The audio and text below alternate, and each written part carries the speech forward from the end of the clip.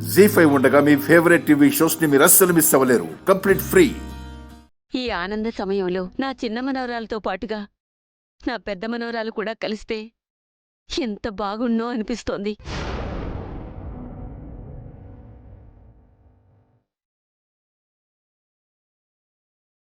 నేనే మీ పెద్ద మనవరాలనని నాతో పాటుగా మీ అందరికీ ఈ విషయం తెలుసు.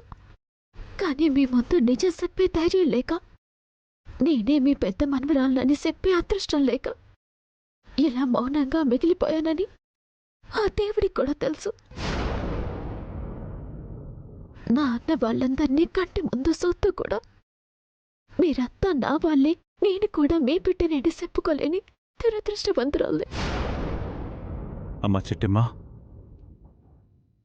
ఈ సంతోషానికి ఆనందానికి కారణం నువ్వేనమ్మా. ఇప్పుడు ఈ రెండు కుటుంబాల్ని కలిపింది కూడా నువ్వేనమ్మా. నువ్వే గనక చొరవ తీసుకోకపోయుంటే ఈ రెండు కుటుంబాలు ఎప్పటికీ కలిసేవి కావు.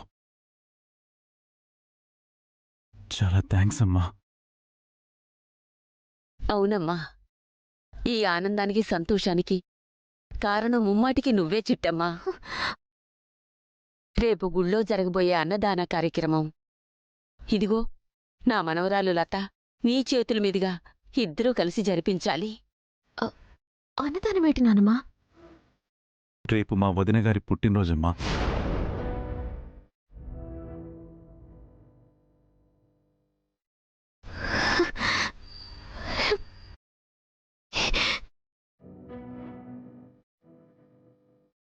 ఆ సందర్భంగా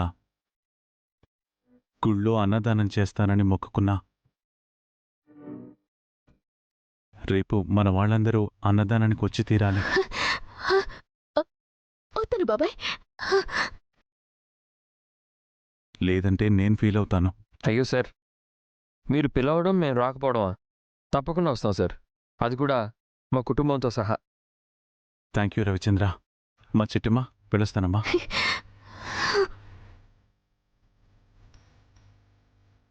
పిలుస్తామమ్మా. అలాగే బాబాయ్. జాగ్రత్త బావగారు. అలాగే బావుగారు. వెళ్ళొస్తాం మానసా. అలాగే అమ్మా. పదమ్మా. హ్మ్.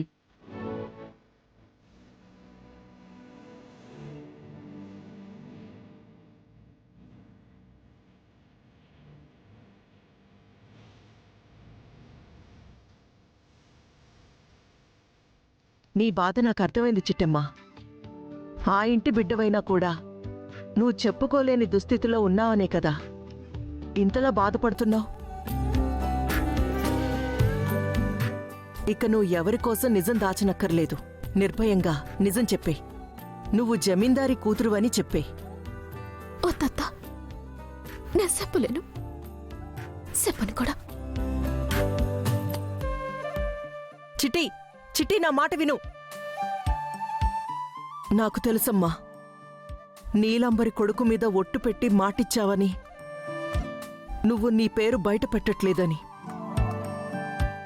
కాని ఏదో ఒకరోజు ఆ నిజాన్ని నేనే చెప్తాను చిట్టి. ఏ కాంతమ్మైతే తప్పు చేసి నిన్ను నీ పుట్టింటికి దూరం చేసిందో, అదే కాంతమ్మ నిన్ను తిరిగి నీ పుట్టింటికి దగ్గర చేసి తీరుతుంది. చేస్తాను చిట్టి, చేస్తాను. ఆగదురా.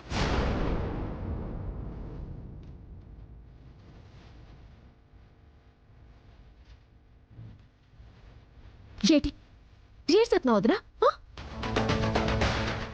ఏదైనా చేసే ముందు ఒక్క నిమిషం ఆలోచించక్కర్లేదా?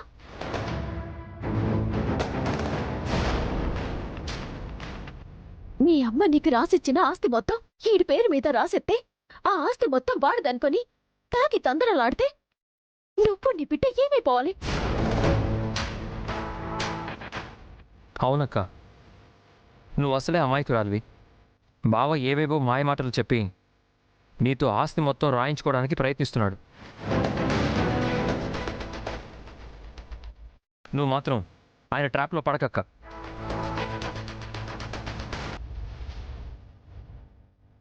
అవును,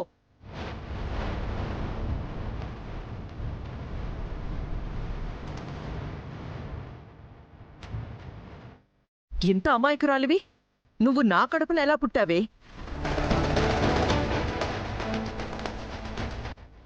ఇప్పటిదాకా వీడు చేసిన మోసాలు చూస్తూనే ఉన్నావుగా, నీకు చేసిన ద్రోహాలు చూస్తూనే ఉన్నావుగా. అయినా సరే వీణ్ణి ఎలా నమ్మి ఆస్తి మొత్తం రాయాలనుకున్నావే? హా? ఏం చేయమంటావమ్మా? అంతా నా దురదృష్టం, నా తలరాత.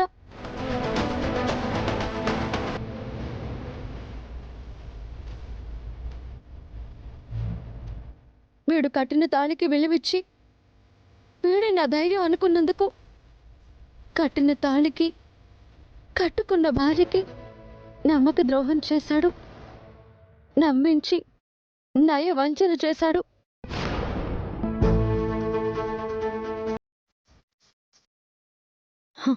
అందుకే వీడి పీడ బెరగడ చేసుకుందాం అనుకుంటున్నాను.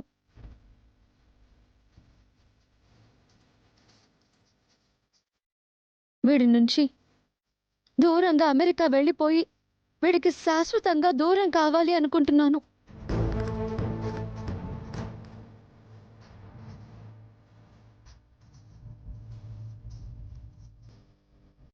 అందుకే నా ఆస్తి మొత్తం వీడి పేరు మీద రాయాలనుకుంటున్నాను.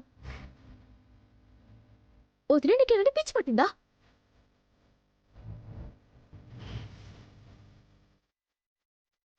నువ్వు దూరంగా వెళ్ళిపోవాల్సిన అవసరం ఏముంది? మేమందరం నీకు లేవా? నేను అమెరికా వెళ్ళాలనుకుంటున్నది మీరెవరూ లేరు అని కాదు చిట్టమ్మా, మనశ్శాంతి లేదని.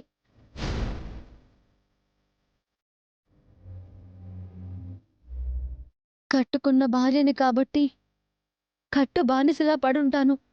కానీ రేపు నా కొడుకు పెరిగి పెద్దవాడైతే మీ నాన్నకి 2 పెళ్ళాలంట కదా అని ఊరంతా వాణ్ణి ఎగతాళి చేస్తుంటే వాడు భరించగలడా? తట్టుకోగలడా?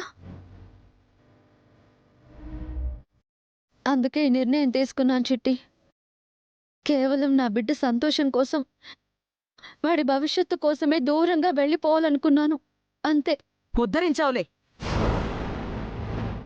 నువ్వు అమెరికా వెళ్తే దూరం అయ్యేది సమస్యలకి కాదే, కన్నతల్లి ప్రేమకి, బంధాలకి, అనుబంధాలకి. నీ కన్న తల్లిగా చెప్తున్నాను, నువ్వీ దేశం దాటడానికి వీల్లేదు.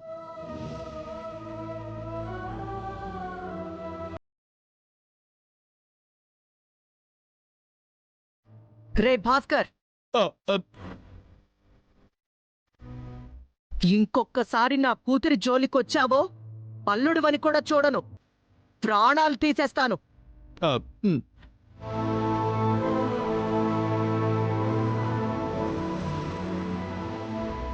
జీ5 యాప్ డౌన్లోడ్ చేసి అన్ని ఎపిసోడ్స్ పూర్తి ఉచితంగా చూడండి.